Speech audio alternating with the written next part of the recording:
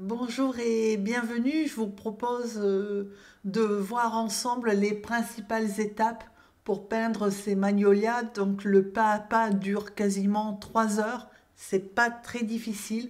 En tout cas, c'est moins difficile que ce que ça n'y paraît une fois fini. Par contre, c'est un peu long parce que déjà il y a déjà 5 fleurs et que c'est en fait plusieurs passages de couleurs. Donc forcément, ça prend un petit peu de temps. Donc je remercie toutes celles et ceux d'entre vous qui visionnez, likez, partagez et commentez. Donc merci à vous. N'hésitez pas à poser des questions. Alors c'est vrai que ces derniers temps j'ai répondu avec un peu de retard parce que j'avais voilà, des soucis ailleurs, donc j'avais un peu moins de temps. Mais donc là maintenant c'est rentré dans l'ordre, donc il ne devrait plus y avoir de problème. Le pas à pas complet est disponible donc sur Patreon, hein, sur abonnement, mais sans engagement. Ça veut dire que vous pouvez vous abonner un mois et puis arrêter quand vous voulez. Voilà, donc l'esquisse des magnolias est disponible, hein, en téléchargement sur le site. Alors en fait, contrairement à ce qui est écrit, c'est pas du turquoise phthalo, c'est du vert de cobalt en fait, avec du rose permanent, les deux mélangés faisant soit une sorte de mauve, soit du gris, parce que ce sont des couleurs complémentaires. Donc du jaune de Naples et du blanc de titane, de la gouache blanche pour rectifier certains tracés de pétales ou au contraire accentuer justement certaines parties de pétales. Donc si vous n'avez pas les mêmes couleurs, c'est pas un souci, vous pouvez faire la même chose avec du bleu et du rose, voilà, pour les fleurs. Et puis donc par contre pour la tige, il faudra peut-être ajouter un marron ou de la terre de sienne brûlée, puisque moi en fait je l'ai fait avec le rose et le vert peu dilué, donc, et un petit peu de jaune. Mais si vous prenez du bleu, ça ne fera pas cet effet-là. Donc il faudra rajouter de la terre de sienne brûlée ou bien du marron. Après, donc c'est du papier, c'est du grand format parce qu'il y a quand même beaucoup de fleurs et que le magnolia, c'est une fleur assez grande. Du coup, je lui ai donné de la place. Donc c'est du 36-48, orientation paysage. Donc c'est toujours Montfontaine, de Clairefontaine, 300 grammes. Il faut, surtout si vous faites l'arrière-plan, il faut vraiment avoir du papier qui tient, enfin qui résiste bien à l'eau. Au niveau des pinceaux, donc le gros, hein, donc c'est le 10, c'est pour faire l'arrière-plan.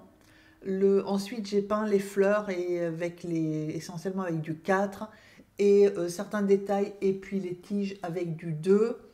Et en option, optionnelle, si vous avez un pinceau plat pour faire l'arrière-plan, parce que surtout si vous prenez comme moi un grand format, c'est bien quand même d'avoir un pinceau qui couvre une certaine surface, et un rigger, c'est-à-dire le pinceau qui a des longs poils, beaucoup plus longs que le pinceau rond, parce que pour faire les tiges, je trouve que c'est bien, voilà, c'est optimal. Et puis du liquide de masquage. Alors, ça dépend si vous voulez faire un arrière-plan ou pas, hein. Dans le cours qui est dans le tutoriel qui est sur Patreon, le tuto est en 3 parties, parce que si vous voulez, vous pouvez très bien ne pas vouloir faire d'arrière-plan, auquel cas il faut peigner les fleurs et puis les tiges et les petits bourgeons. Et donc il n'y a pas besoin de liquide de masquage. Et par contre, si vous voulez faire un arrière-plan, il faut protéger les fleurs ou alors avoir vraiment la patience, mais c'est un peu compliqué parce que pour faire l'arrière-plan dans le mouillé, vraiment pour contrôler partout avec les fleurs qu'il y a, le mieux c'est de protéger les fleurs avec du liquide de masquage. Donc après, voilà. Donc l'arrière-plan, je le montrerai pas dans la vidéo parce qu'encore une fois, elle fait 3 heures quasiment. Et donc l'arrière-plan, il est fait en mouillé sur mouillé, hein, avec les couleurs que j'utilisais, c'est-à-dire le jaune, le rose et un peu le vert. Alors je vous montre pour une fleur, parce que c'est les mêmes techniques, hein. Après, c'est juste, il faut positionner les couleurs différemment selon les fleurs. Donc après, vous prenez l'aquarelle faite et vous en servez comme référence. Donc la première chose à faire, c'est à humidifier la partie le pétale que vous allez peindre, en sachant qu'avant de l'humidifier, il faut estomper le crayon avec une gomme, pour la simple et bonne raison que très souvent, enfin moi surtout les miens, mes, mes magnolias, la plupart du temps, l'extérieur du pétale hein, est blanc. Du coup, il vaut mieux qu'on ne voit pas le contour au grand papier. Et donc, j'ai utilisé de la peinture rose permanent, donc très dilué pour mon premier passage. Le principe, hein, c'est de mettre de multiples, enfin donc trois, hein, pas de multiples passages de couleurs pour je veux dire, construire la profondeur hein, et la luminosité de la fleur. Donc là, j'ai commencé avec du rose et je viens d'y ajouter pour l'ombrer un petit peu de vert de cobalt. Euh, et donc vert de cobalt et rose permanent euh, mélangés à peu près à égale proportion vous donne du gris.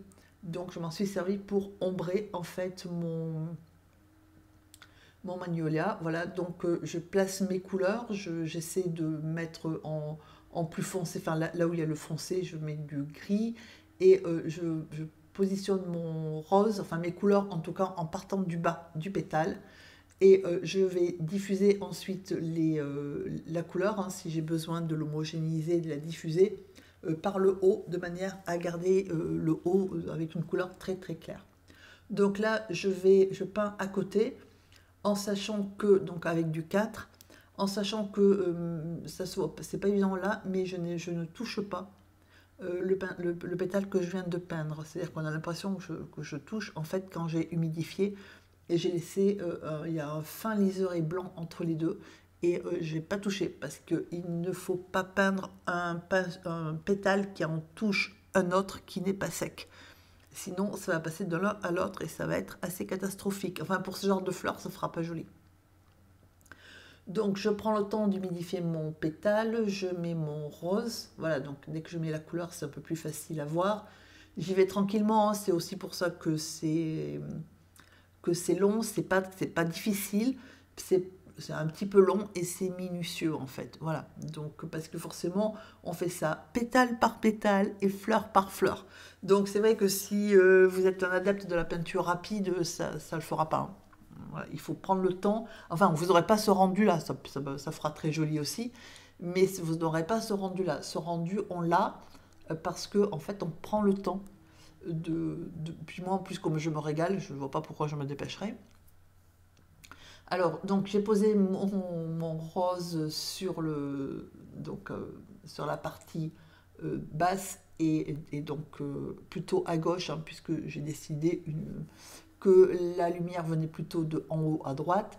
Et ensuite, ce que je disais tout à l'heure, pour homogénéiser et colorer le haut de mon pétale, je rince mon pinceau, je les sors et je commence par le haut, c'est-à-dire que sur mon pinceau, il n'y a pas de couleur, et je descends vers le bas, de manière à ce que le haut soit plus clair que le bas. Et donc là, de temps en temps, j'ajoute un tout petit peu de jaune, voilà, ce qui fait que mon jaune et rose, hein, ça fait orange, de manière à déjà réchauffer un tout petit peu hein, et puis à donner aussi un petit peu une nuance un peu plus chaude à mes pétales. Et je continue en fait comme ça, pétale par pétale. Donc ça c'est le premier passage de couleur.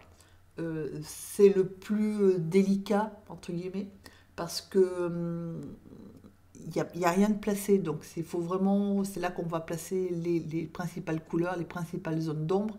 Donc voilà comment je fais mon gris, hein, je mélange le rose et le vert. Et c'est assez délicat dans la mesure où comme on estompe, on efface en fait en clair. Le crayon, il faut vraiment au niveau des pétales, donc moi je les ai fait plus rose que blanc, hein. Il y a des magnolias qui sont bien plus clairs que ça. Alors je les ai fait rose parce que déjà ça me plaisait bien. C'était la première raison. Et la deuxième, c'est que plus c'est blanc et plus il faut... c'est délicat pour gérer les ombres. Et voilà, j'ai envie de faire des fleurs, mais j'avais pas envie non plus de passer un temps fou sur chaque pétale en blanc à ombrer tranquillement. Voilà. Donc du coup, je les ai fait, et puis ça me plaisait bien, j'avais une petite envie de printemps, de fleurs, de couleurs. Du coup, je l'ai fait comme ça. Donc là, j'ai fait mon mélange hein, de gris mauve, enfin gris rose, enfin bon, voilà, c'est l'ombre du pétale. Donc après, si vous regardez une fois fini, au deuxième passage, j'y mettrai un petit peu plus de rose hein, mais on peut le laisser aussi comme ça dépend beaucoup de comment vous allez gérer le reste, hein, si vous voulez plutôt rose comme moi, ou un peu moins, et avec une part de blanc plus importante, auquel cas il faudra garder plutôt ce genre de couleur. Mais voilà, donc ça c'est le premier passage et on continue comme ça, pétale par pétale, à construire sa fleur. Donc là, il y a un moment où on ne peut pas finir la fleur comme ça, parce que tous les pétales sont, enfin, les pétales sont pas secs. Du coup, on passe à une autre fleur et on y revient. C'est pour ça que je dis que c'est quand même la partie la plus délicate à faire, parce qu'il ne faut pas perdre son repère et que de passer, on ne peint pas une fleur d'un coup en fait. Et du coup, pour visualiser la forme et les volumes de la fleur, euh, c'est là que c'est un peu plus délicat parce que bah, y a rien en fait, il n'y a que le papier. Voilà. Et par contre, il faut éviter de tout gommer. Enfin, moi, je ne vous conseille pas de gommer toute la fleur en vous disant comme ça, je suis tranquille, j'aurai pas à y revenir parce que, ben, comme je vous le disais, vous ne pouvez pas peindre la fleur en entier d'un coup parce qu'à un moment donné, c'est pas sec. Et voilà. Et puis, pour peu que vous soyez dérangé, qu'on sonne ou que le téléphone sonne ou etc. Après, pour vous y retrouver, une fois que vous aurez effacé vos traits, ce sera un peu compliqué. Voilà, donc après, c'est un conseil, hein, vous faites comme vous voulez. Donc voilà, je continue à peindre ma fleur. Donc là, je commence un autre pétale. Il y a ça aussi, c'est savoir exactement, enfin exactement ou à peu près, où commence le pétale, où finit. Moi, il y a des fois où j'ai modifié par rapport à l'esquisse, hein, parce que je me suis dit, bah, finalement, je verrais bien un pétale là, ou je le verrais bien passer sur celui-là. Enfin voilà. Donc, il faut vraiment, je veux dire, au début, il faut regarder par rapport au modèle hein, pour voir bah, où placer ses ombres, etc. Mais il arrive un moment, il va falloir peindre un peu à l'instant. C'est-à-dire que si pour vous, par rapport à l'esquisse que vous avez faite, si ça vous paraît plus logique de mettre de l'ombre à cet endroit-là, ou de fermer votre pétale à cet endroit-là, ou de le faire passer sur un autre à cet endroit-là, ben, il faut le faire. Parce que généralement, quand enfin, son instinct qui dit il vaudrait mieux faire ça, c'est généralement juste en fait. Donc voilà, donc là j'ai fait du gris et j'ajoute après un petit peu de rose, voilà, tranquillement. Ou des fois j'ajoute juste mon pinceau essoré avec de l'eau, hein, quand je ne veux pas mettre de couleur. Et j'estompe. Alors il est bien évident que ça ne suffira pas à faire l'aquarelle, hein, parce que c'est très pâle. Et c'est normal, ça c'est la première mise en couleur. Voilà, donc là, par exemple, pour faire les feuilles hein, qui tiennent la fleur, j'ai pris, donc, ben, sans surprise, du vert avec du jaune, donc c'est du jaune de Naples, et du vert de cobalt. Et puis j'ajoute un tout petit peu de rose, parce que si vous voyez la tête du vert, il est quand même assez flashy.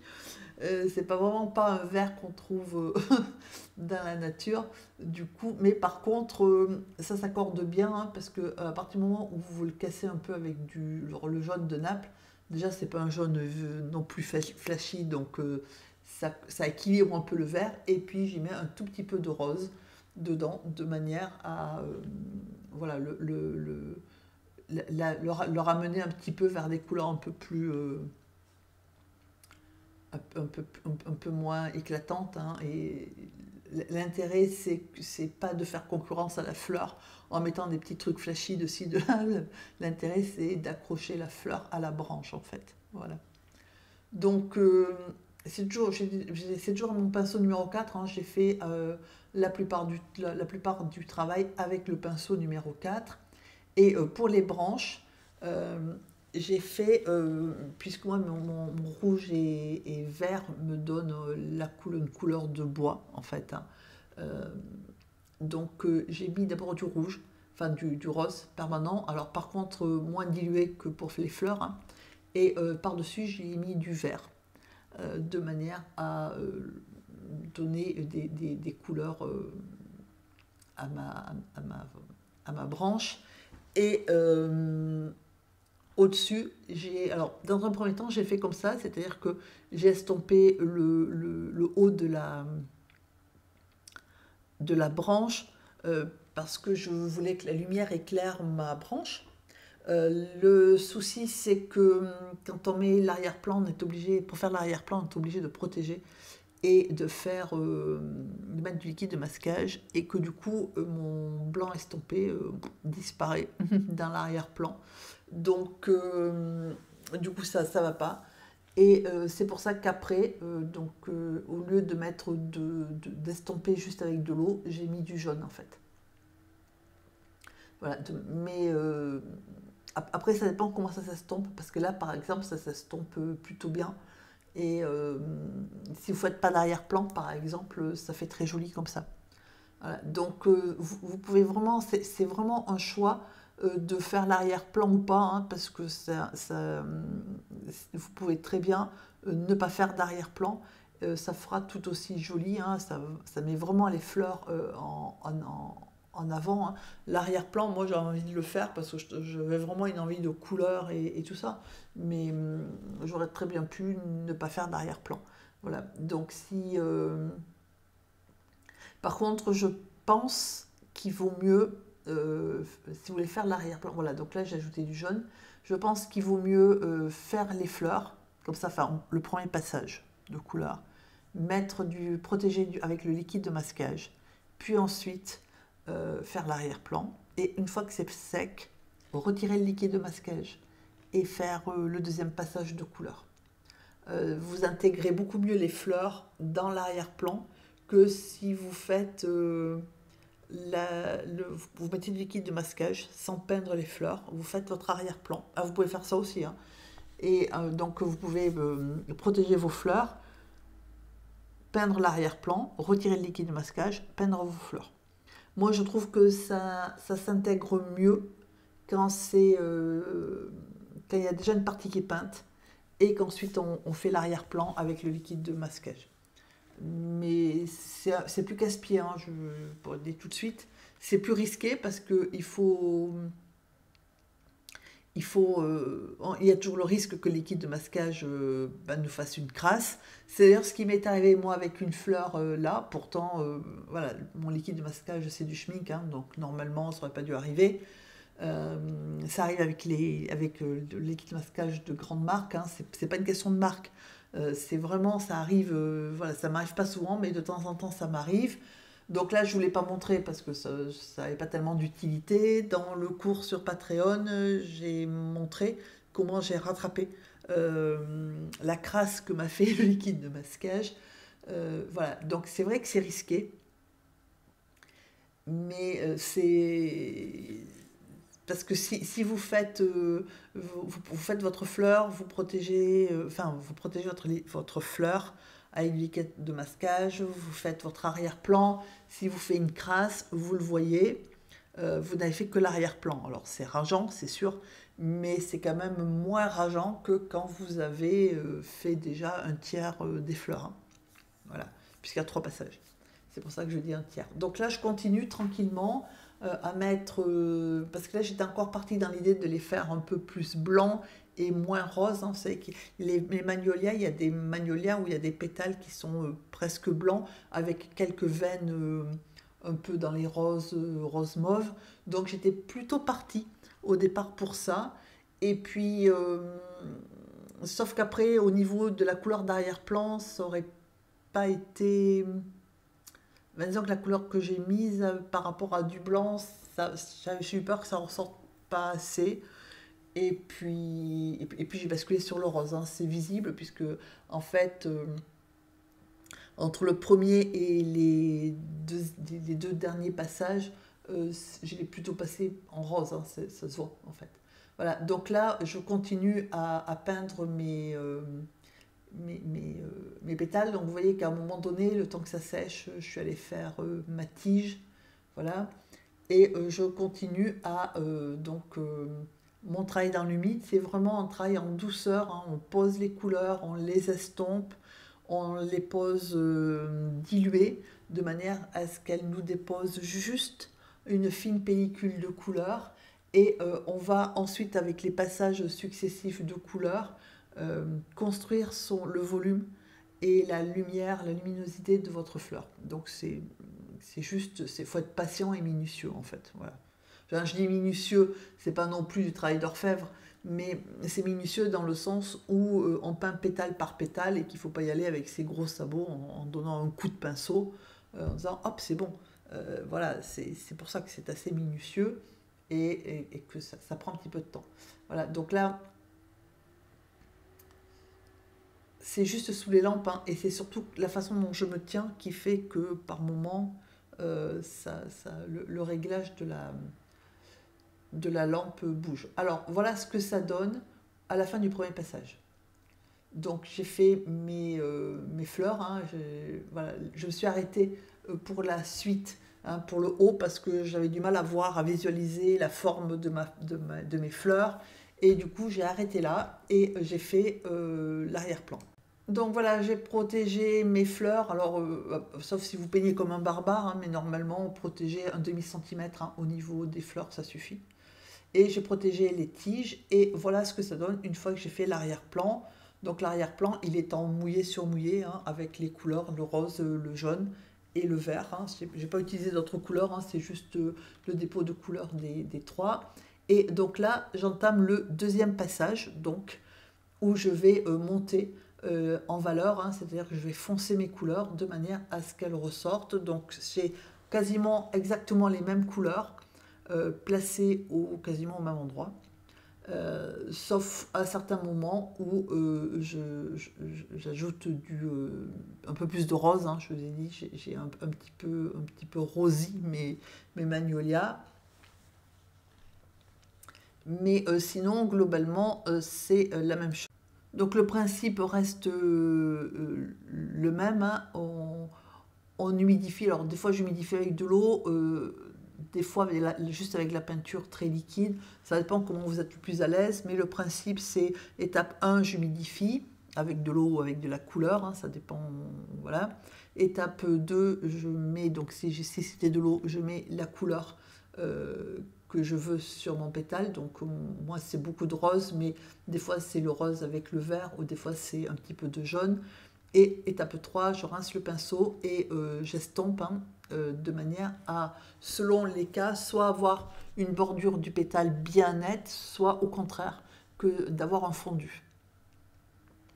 Voilà, et donc je laisse sécher et je fais ça pétale par pétale et fleur par fleur, ce qui fait que vous voyez par rapport donc au rendu final que vous voulez, si vous avez besoin d'un passage de plus ou pas. Moi j'en ai fait 3, là j'en suis au deuxième, donc je ne vous ai pas mis le troisième parce que techniquement c'est identique. Donc à vous de voir si combien de passages vous faites. Voilà, 2, c'est pas mal, mais je trouve que ça ressort pas assez. Voilà. Enfin, surtout avec mon arrière-plan, c'est pour ça que j'en ai fait 3.